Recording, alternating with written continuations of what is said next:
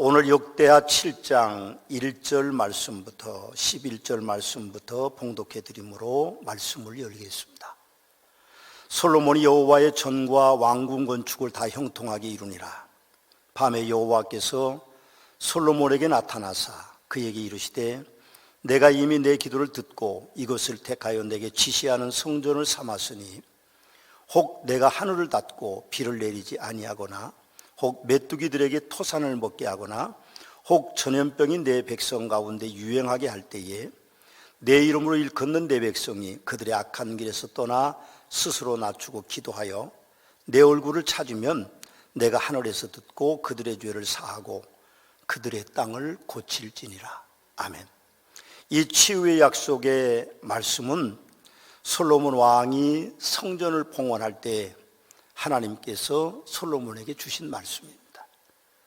저도 믿음으로 선포하기를 원합니다. 혹 전염병이 내 백성 가운데 유행하게 할 때에 내 이름으로 일컫는 내 백성이 그들의 악한 길에서 떠나 스스로 낮추고 기도하여 내 얼굴을 찾으면 내가 하늘에서 듣고 그들의 죄를 사하고 그들의 땅을 고칠지니라. 아멘.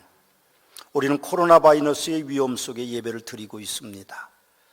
우리는 하나님의 세상 주관하는 또 다른 8인 정부의 시책을 받아들여서 우리 예배를 인터넷으로 드리고 있습니다.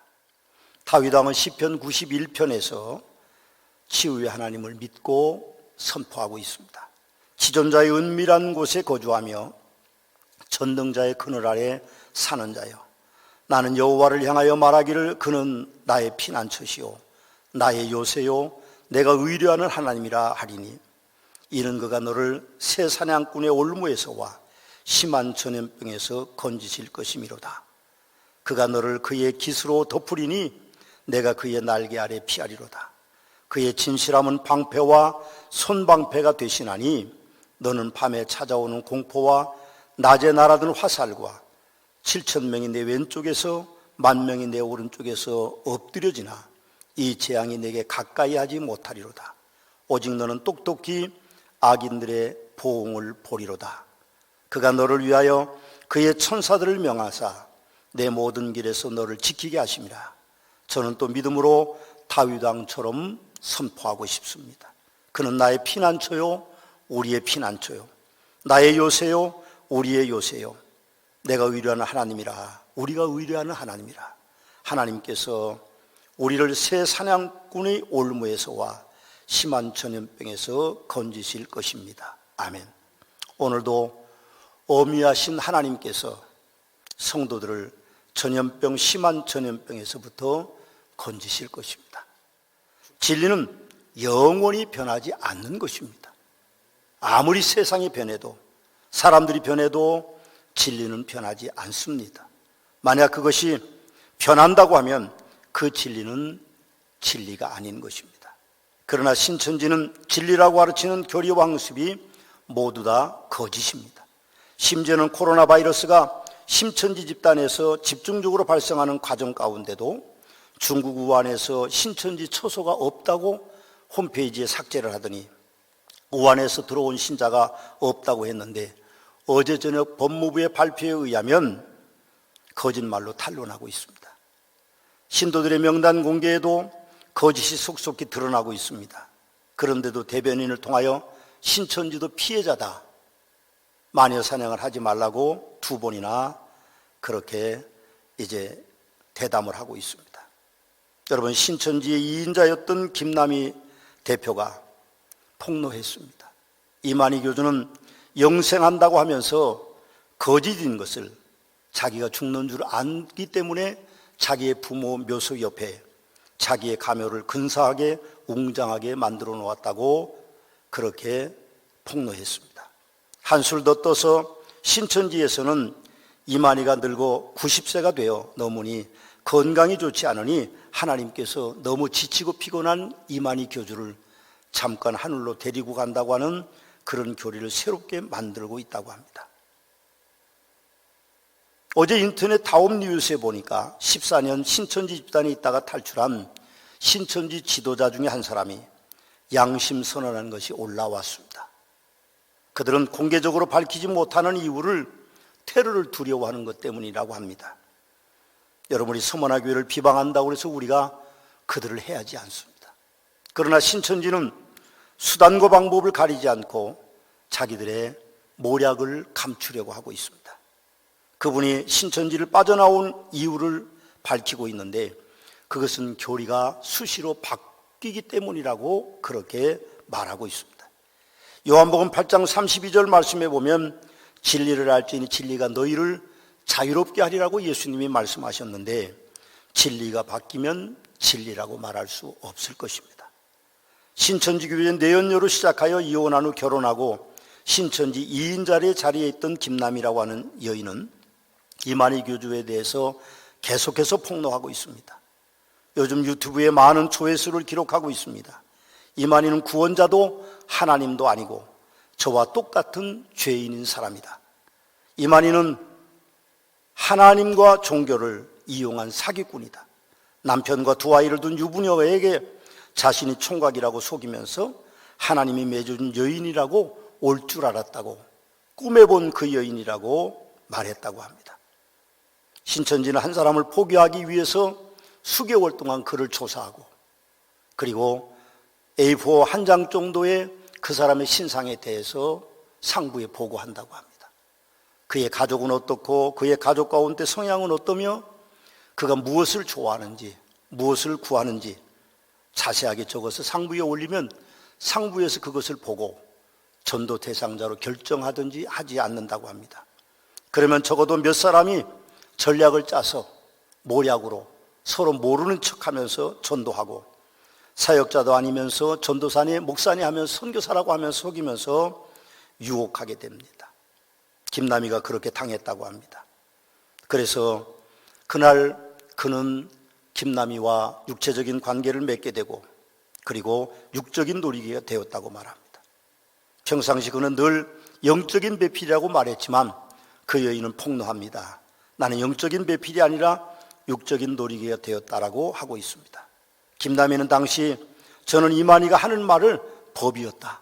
저뿐 아니라 교리에 쇠뇌되고 중독되었다면 누구나 선택의 여지가 없었을 것이라고 그렇게 말하면서 이만희는 돈밖에 모르는 사기꾼이다. 1,000억이 넘는 돈을 그 여인에게서 요구하고 많은 것들을 빼앗아갔다고 말합니다. 김남희는 이만희를 구원자로 믿는 종교 사기 집단 신천지는 반드시 없어져야 한다고 양심 고백을 하고 있습니다. 저는 신천지 집단의 숫자에 놀랐습니다. 사실 제가 놀란 것은 23만 명이 넘는 그들의 신도수가 아닙니다. 이미 저는 알고 있었습니다. 그러나 더 놀라운 것은 그들이 14만 4천 명이 되면 이 땅에 신천지가 이루어진다고 그렇게 자기들의 교리를 통하여서 가르치면서도 14만 4천 명이 넘었는데도 지금도 포교 활동을 계속하고 있습니다. 물론 모략으로 그들이 새로운 교리를 형성하고 있다는 것도 저는 알고 있습니다. 그중에 알곡과 쭉정이가 있다고 말하겠죠. 어찌 이 땅에 영생천국은커녕 이 땅의 사람들을 속이고 정부를 속이는지 이해가 되지 않습니다. 그들의 목표인 14만 4천 명이 이미 채워졌는데도 그들은 거짓말로 개교의 파수꾼의 파송자와 사회 유력한 인사들을 보호하기 위해서 명단을 제출하지 않고 있습니다. 제가 생각하는 한국교회에서 이단이 많이 생기고 이단에 빠지는 사람들이 많은 이유는 한국인들의 사후에서 형성된 기질에 있다고 생각합니다. 한국인들은 경쟁 사회에 기질을 가지고 있습니다. 한국인은 1등만 인정받는 사회입니다. 2등도 3등도 4등도 꼴찌는 없는 세상이 되어버리고 말았습니다. 어떻게든지 수단과 방법을 통해서 가리지 않고라도 1등이라는 우월감을 가지도록 만드는 사회가 되고 있습니다. 조금만 생각해봐도 2등이 없는 1등이 무슨 소용이 있을 것이며 3등이 없는 사회가 무슨 소용이 있을 것이고 4등이 없는 1등이 무슨 소용이 있을 것이고 꽁치가 없는 사회가 무슨 소용이 있겠습니까? 어떻게 어떤 수단 방법을 통해서라도 1등이라는 우월감을 가지고 만드는 병폐와 같은 우리 사회 현상이 있습니다. 여러분, 우리는 평생 만족함이 없을 것입니다. 만일 혼자 사는 사람이 1등을 위해서 인생을 산다고 하면 그는 평생 불안할 것입니다. 신천지는 교묘하게 모략 정도로 거짓을 이용하여 포교하고 있습니다. 포섭 대상자를 물색하면 수개월 동안 공을 들이고 여러 방법들을 통하여서 이제 그들이 새로운 계획들을 세운다고 합니다. 3개월 동안 동고동락의 전술로 흥미진진한 공부방, 재미있는 그런 교재를 통하여서 공부하고 6개월은 센터에서 공부를 가르친다고 합니다. 일주일에 4번씩 3시간씩 그 과정을 통과하지 않으면 그들은 이제 자기네들의 어떤 단체에 가입을 시키지 않는다고 합니다. 이미 짜여진 각본에서 50%가 넘는 멤버들이 신천지 교육을 마친 사람들이 마치 수강생인 것처럼 분위기를 잡고 서로 동고동락하고 친밀감을 이어간다고 합니다. 혹시 우리 성도님들 가운데 또 방송을 듣는 분들 가운데 그런 관계에 지금 빠져 있는 분들이 있다고 하면 빨리 그곳에서 나오셔야 됩니다. 신천지는 하나님이 아닙니다. 메시아가 아닙니다. 신천지는 돈만 챙기는 종교 사기꾼입니다. 거짓된 경쟁을 부추기는 그들 속에 있지 마십시오. 심지어는 전도에 오지 못하면 100만 원이 넘는 벌금을 내야 된다고 합니다. 그러니 당연히 어떤 방법과 수단을 통해서라도 그들은 이제 교육생을 데리고 가는 것입니다. 여러분, 예루살렘 교회 2대 목사인 예수님의 동생 야고보 목사는 3장에서 너희 마음속에 독한 시기와 다툼이 있으면 자랑하지 말라, 진리를 거스려 거짓말하지 말라. 이러한 지혜는 위로부터 내려온 것이 아니요 땅 위의 것이요 정욕의 것이요 귀신의 것이니라고 하셨는데, 오늘 본문 1절에서도 다시 말씀하시기를 너희 중에 싸움이 어디로부터, 다툼이 어디로부터 나느냐, 너희 지체 중에서 싸우는 정욕으로부터 나는 것이 아니냐 하고 우리에게 말씀하고 계십니다. 교회는 성적 순위를 조성하는 학교가 결단코 아닙니다. 교회는 1등을 뽐내게 하는 경기장도 아닙니다. 오히려 교회는 연약한 지체들을 더 소중하게 대해야 하는 하나님의 집입니다. 바울 사도께서는 고린도전서에서 하나님께 세상에 미련한 것들을 택하사 지혜 있는 것들을 부끄럽게 하시고 세상에 약한 것들을 택하사 강한 것들을 부끄럽게 하시며 하나님께 세상에 천한 것들과 멸시받는 것들과 없는 것들을 택하사 있는 것들을 폐하리 하시나니라고 하셨습니다. 너희는 아직도 육신에 속한 자로다. 너희 가운데 시기와 분쟁이 있으니 어찌 육신에 속하여 사람을 따라 행함이 아니리요 말씀하시고, 그뿐 아니라 더 약하게 보이는 몸의 지체가 도리어 요긴하고 우리가 몸에 덜 귀히 여기는 그것들을 더욱 귀한 것으로 입혀주며 우리 아름답지 못한 지체는 더욱 아름다운 것을 얻느니라고 그렇게 고린도전서에 말씀하고 있습니다. 야고보 목사님은 욕심이 얼마나 무서운 것을 우리에게 이미 말씀하셨습니다. 욕심이 잉태한 즉 죄를 낳고 죄가 장성한 즉 사망을 낳느니라고 하셨고, 오늘 본문 2절과 3절에서도 너희는 욕심을 내어도 얻지 못하여 살인하며 시기하며 능히 취하지 못함으로 다투고 싸우는도다. 너희가 얻지 못하면 구하지 아니하기 때문이요 구하여도 받지 못하면 정욕으로 쓰려고 잘못 구하기 때문이라고 그렇게 말씀하셨습니다. 야고보 목사님은 욕심이 얼마나 무서운 것인 것을 1절에도 다시 말씀하시는데, 너희 중에 싸움이 어디로부터, 다툼이 어디로부터 나느냐, 너희 지중에 싸우는 정욕으로부터, 곧 욕심으로부터 나는 것이라고 말씀하고 계십니다. 야고보 목사님은 11절과 12절에서 우리에게 더 현실적인 얘기를 해주고 계십니다. 싸움과 다툼이 나는 요인이 욕심 이외에 또 다른 하나의 지적이 있는데, 그것이 바로 형제를 비방하는 것이라고 말합니다. 형제를 비방하는 자는, 형제를 판단하는 자는 곧 율법을 비방하며 율법을 판단하는 것이라. 내가 만일 율법을 판단하면 율법의 준행자가 아니요 재판관이로다. 그렇게 우리에게 신란하고 계십니다. 입법자와 재판관은 오직 한 분이시니 능히 구원하시기도 하시며 멸하기도 하시느니라. 너는 누구에게 이웃을 판단하느냐 하고 그렇게 우리에게 말씀하고 계십니다. 코로나19 때문에 예배를 드리는 교회와 드리지 않는 교회가 나누어져 있습니다. 안타깝게도 서로 비난하고 있습니다. 여러분, 이건 비난할 일이 아닙니다. 참 안타깝습니다. 한국교회는 일제 식민지 통치 36년 동안에 그렇게 많은 억압을 당하면서도 예배를 드렸습니다. 많은 목사님들이 순교하셨습니다. 많은 성도님들이 예배드리는 일 하나 때문에 감옥에 가시고 감옥에서 형장의 이슬로 혹은 고문 중에 생명을 잃으셨습니다. 그래도 한국교회는 예배를 드렸습니다. 교회가 부서지고 목사가 구속돼도 성도들은 비밀리에 모여서 예배를 드렸습니다. 여러분, 공산주의에 남지만 6.25 기간 동안에도 교회에서 예배를 드렸습니다. 심지어는 피난간 피난처에서 예배 드리는 은혜를 성도들은 멈추지 않았습니다. 그런 우리의 선조들이 있기 때문에 오늘날 한국교회가 있다고 저는 믿습니다. 그런데 코로나 바이러스 때문에 서로 비방하는 일은 결단코 있어서는 안 됩니다. 어느 교회는 드리고 어느 교회를 드리지 않는 것은 그분들의 개인적인 생각과 그분들의 단체의 어떤 결의 때문인 것이지 비방하거나 비난할 일이 아니라는 것입니다. 다행히 우리나라가 통신시설 발달로 이제 SNS를 통하여서 혹은 유튜브를 통하여서 혹은 카카오 TV를 통하여서 인터넷으로 예배를 드릴 수 있어서는 다행이라고 생각합니다.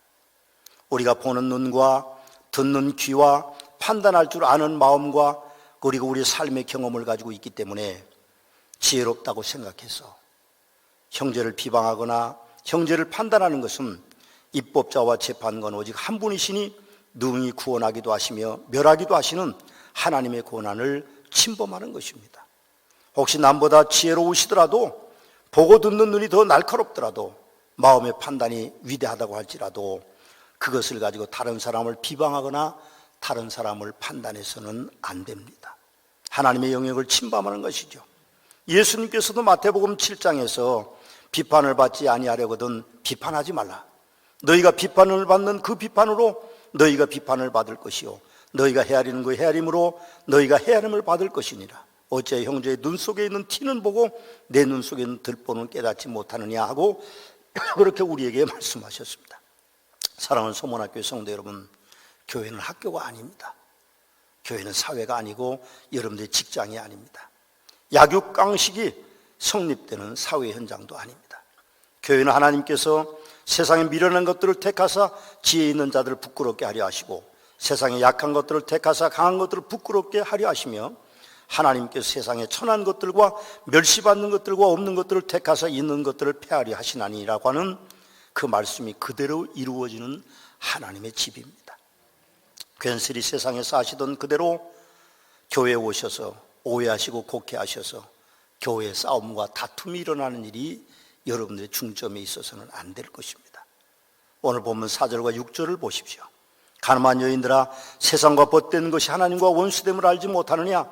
그런즉 누구든지 세상과 벗되고자 하는 자는 스스로 하나님과 원수되는 것이니라.